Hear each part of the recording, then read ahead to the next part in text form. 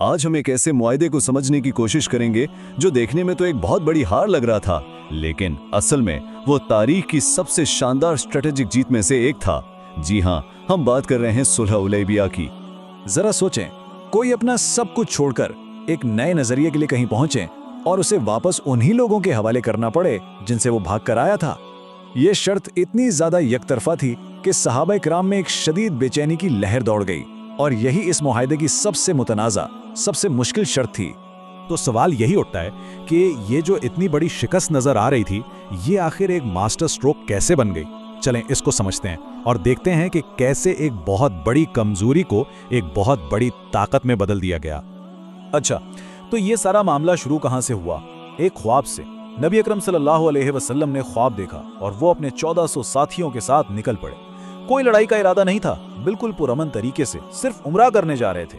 لیکن جیسے ہی وہ مکہ کے قریب پہنچے، قریش نے ان کا راستہ روک لیا اور بس وہیں پر ایک ٹکراؤ کی صورتحال بن گئی۔ تو قریش نے اپنا ایک سفیر بھیجا کہ جا کر دیکھو بھائی کیا معاملہ ہے۔ جب وہ سفیر مسلمانوں کے کیمپ میں پہنچا تو جو اس نے دیکھا وہ دیکھ کر وہ حیران رہ گیا۔ اس نے واپس جا کر اپنے لوگوں سے کہا، سنو، میں نے روم اور فارس کے بڑے بڑے بادشاہ دیکھے ہیں، لیکن جو محبت اور عقیدت محمد صلی اللہ علیہ وآلہ وسلم کے ساتھی ان کے لیے رکھتے ہیں، ویسی میں نے کہیں نہیں دیکھی۔ ان سے لڑنے کا سوچنا بھی مت۔ تو یہ وہ پہلا پوائنٹ تھا جہاں قریش نفسیاتی طور پر دباؤ میں آ گئے۔ ماحول بہت زیادہ کشیدہ ہو چکا تھا۔ اب مذاکرات کے لیے کسی کو بھیجنا تھا، اور یہ فیصلہ بہت اہم تھا۔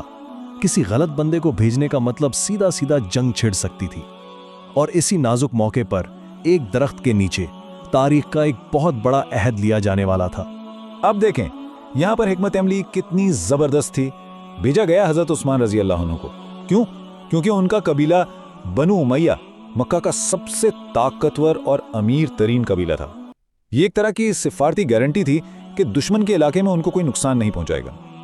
اور پھر ایک جھوٹی خبر پھیلی کہ حضرت عثمان کو شہید کر دیا گیا ہے۔ بس اس ایک خبر نے سب کچھ بدل کر رکھ دیا۔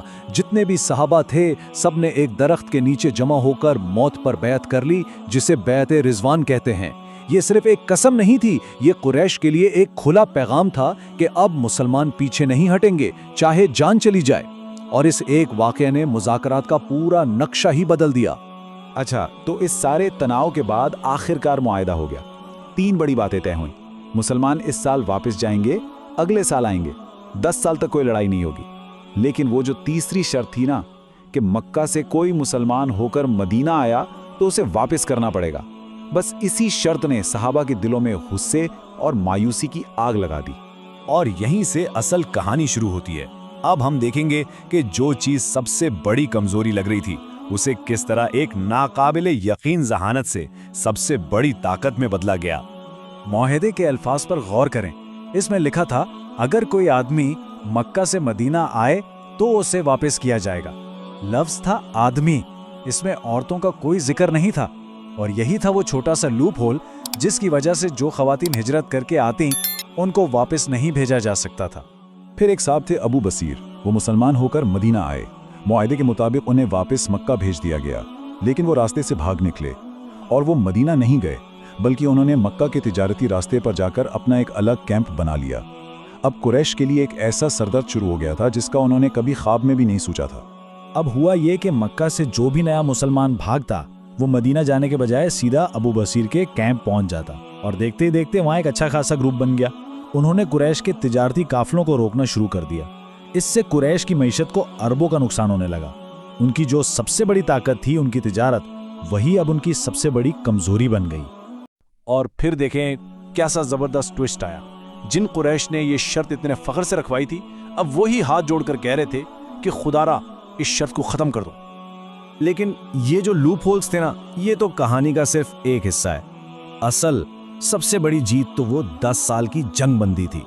اس امن نے مسلمانوں کو موقع دیا کہ وہ پہلی بار ایک بڑی عالمی طاقت کے طور پر سوچ سکیں۔ دیکھیں، مکہ کے ساتھ آمن کا مطلب تھا کہ جو سب سے بڑا خطرہ تھا وہ 10 سال کے لیے ٹل گیا۔ اب اپنی ساری توجہ اور طاقت دوسری جگہوں پر لگائی جا سکتی تھی، خیبر جیسے محاذوں پر۔ اور اس سے بھی بڑھ کر اب وقت تھا کہ دنیا کو بتایا جائے کہ عرب میں ایک نئی طاقت ابھر چکی ہے۔ اور پھر وہ کام ہوا جس کا اس زمانے میں کوئی سوچ بھی نہیں سکتا تھا۔ عرب کے ریگستان سے ایک چھوٹی سی ریاست نے وقت کی 2 سپر پاورز روم اور فارس کے بادشاہوں کو دعوت اسلام کے خط لکھے۔ یہ ایک بہت ہی بڑا اور جرأت مندانہ قدم تھا۔ اب دونوں بادشاہوں کا رد عمل دیکھنے والا تھا۔ روم کا بادشاہ ہرکل، اس نے خط کو سنجیدگی سے لیا، اس نے تحقیق کروائی اور اس نے کہا مجھے معلوم تھا کہ ایک نبی نے آنا ہے، پر یہ نہیں سوچا تھا کہ وہ اربوں میں سے ہوں گے۔ اس کا رویہ بہت سمجھدار اور احترام والا تھا۔ دوسری طرف تھا فارس کا بادشاہ خسرو۔ اس کا رد عمل انتہائی تکبر بھرا تھا۔ اس نے کہا یہ صحرا کے رہنے والے مجھے سکھائیں گے کہ زندگی کیسے گزارنی ہے، اور یہ کہہ کر اس نے وہ خط پھاڑ دیا۔ لیکن کہانی یہاں ختم نہیں ہوئی۔ خسرو نے خط پھاڑنے کے بعد اپنے 2 بندے بھیجے کہ جا کر نبی اکرم صلی اللہ علیہ وسلم کو گرفتار کریں۔ جب وہ 2 لوگ مدینہ پہنچے تو انہیں بتایا گیا جس بادشاہ نے تمہیں بھیجا ہے اسے تو کل رات اس کے اپنے بیٹے نے ہی مار ڈالا ہے۔ یہ خبر جب واپس پہنچی تو پورے علاقے میں اسلام کا نام اور اس کی طاقت کا چرچا ہو گیا۔ تو آخر میں صلح حدیبیہ ہمیں ایک بہت بڑا سبق سکھاتی ہے جو آج بھی اتنا ہی اہم ہے۔ وہ سبق یہ ہے کہ کسی بھی ڈیل یا مذاکرات میں یہ پہچاننا ضروری ہے کہ کون سی چیز صرف ایک وقتی رعایت ہے اور کون سی چیز ایک طویل مدتی سرمایہ کاری ہے۔ اس سوال پر ضرور سوچیے گا۔